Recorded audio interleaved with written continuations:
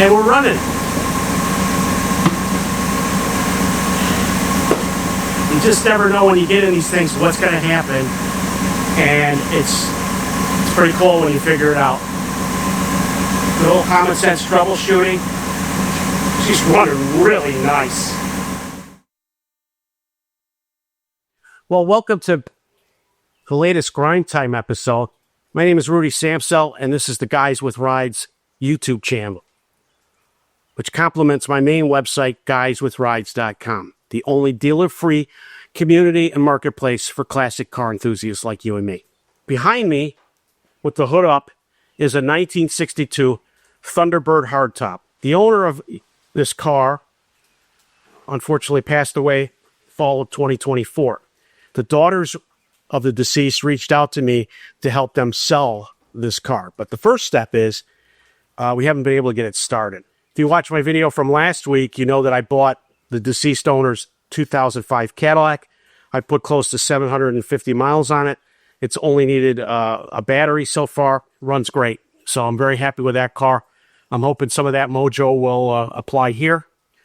The last time I was here a week ago, I put about 10 gallons of fresh gas in with some octane boost to kind of mix in with what the gas is, because candidly, we don't know when the last time this was started. I am able to put 50-to-1 gas mix in the top of the carburetor, and she'll fire off right then and there. After that, it's fuel starved. So now today, I'm going to work my way back and hopefully get the car running on its own power without me having to put gas in. Stay tuned.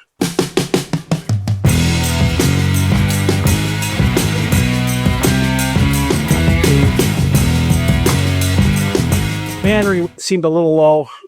For some reason, it wasn't charged. So I've got my jump box on here. Now what I'm going to do is put in some 50-to-1 just to try to get it started. Yeah, so 50-to-1 lubricates the cylinders ever so slightly, but it's a high-quality fuel that'll get the car started. Let's see how we do with this. Ah.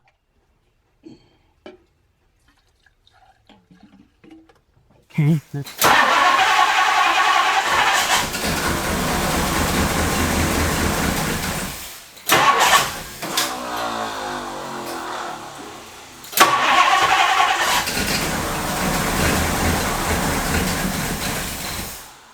Okay. The starter solenoid, if you hear that, the starter solenoid appears to be sticking. So, what am I going to do?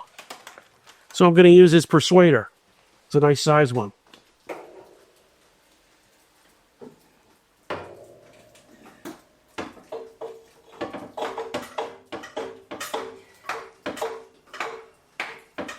Sometimes knocking some sense into it helps. We'll see.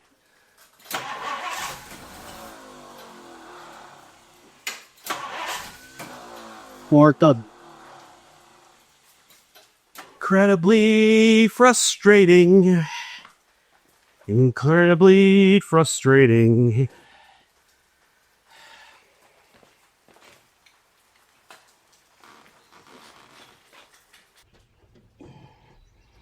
Ah.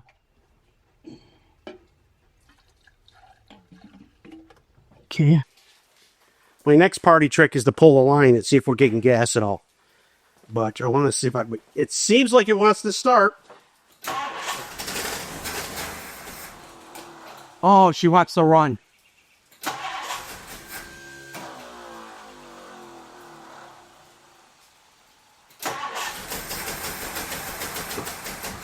There you go, come on. I'm fighting this battle with the starter not staying engaged so I can pump fuel through it. So now for my next party trick, I'm going to take the fuel line off the carburetor and see if it's actually pumping gas. I got a feeling, I don't know, it might be sticking. It sounds more like I got bad gas I got to get through, but that's a different story. A little longer than a few minutes later. Here's where we're at. Clearly wants to run. Not getting enough fuel. If I pour the 50-to-1 in the carburetor, fires right up as you've heard. Pulled the line coming into the carburetor, the line between the fuel pump and the carburetor, and it's dry as a bone. Now I'm trying to get the line off from the tank into the fuel pump. A little longer than a few minutes later. Okay, so I pulled the line off. From the line that comes from the tank to the fuel pump. The fuel pump is on the lower side. It's a 390 motor. It's on the driver's side towards the front of the engine. That line looks a little moist. It's not pouring out. So he's got a compressor, a small one, no tank, but maybe I can generate enough pressure to blow that line. I saw he's got some tools in here, so I'm going to try that. 15 minutes later. All right, promising news. Pulled the line off from the gas tank to the fuel pump and took the compressor, blew it a few times, and now the gas was pouring out of the line. So maybe something was in there, maybe it was old gas, I don't know. I'm about to try and start it now. Let's give it a try.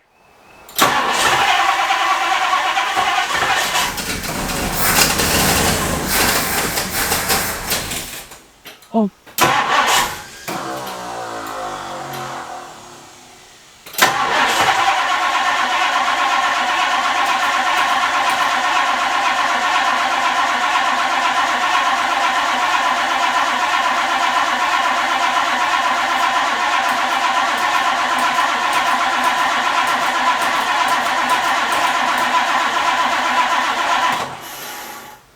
It's leaning towards the fuel pump. All right. Now I know.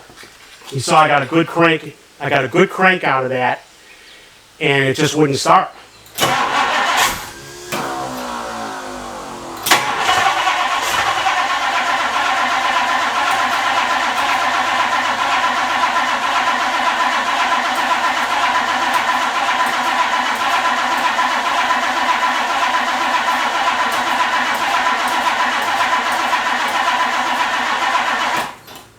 It's the fuel pump.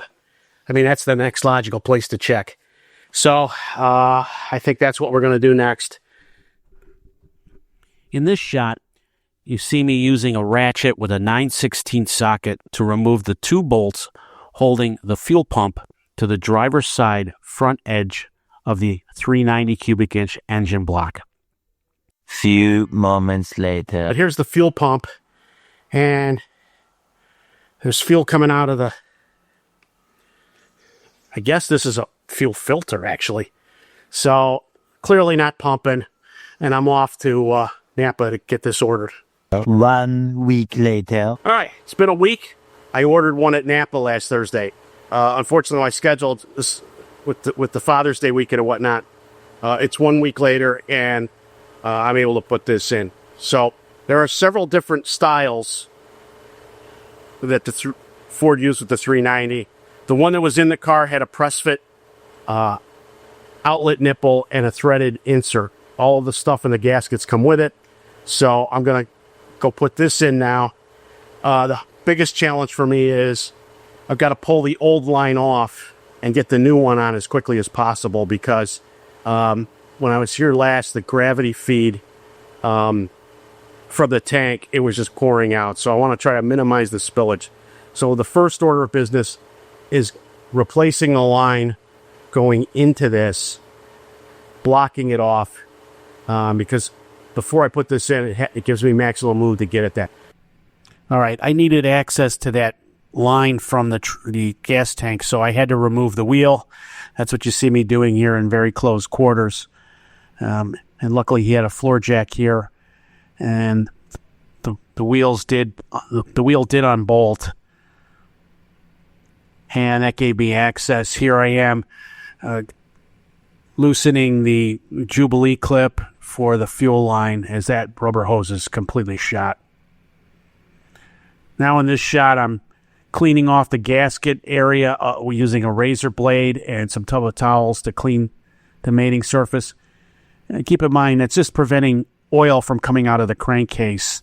The fuel part of it is self-contained. I ran into difficulty getting this back in and ended up having to remove the lower radiator hose in order to give me enough room to fit the actuating arm of the fuel pump back into the engine block.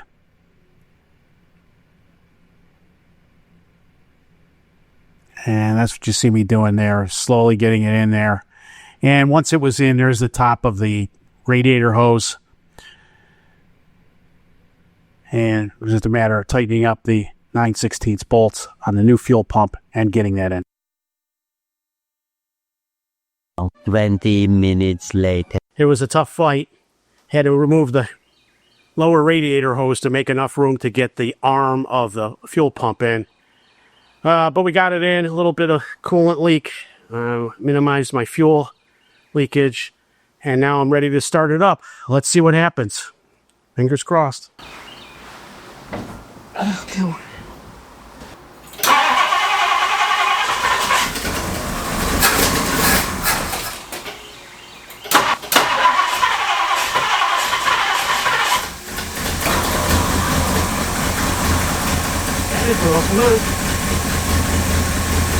Good girl.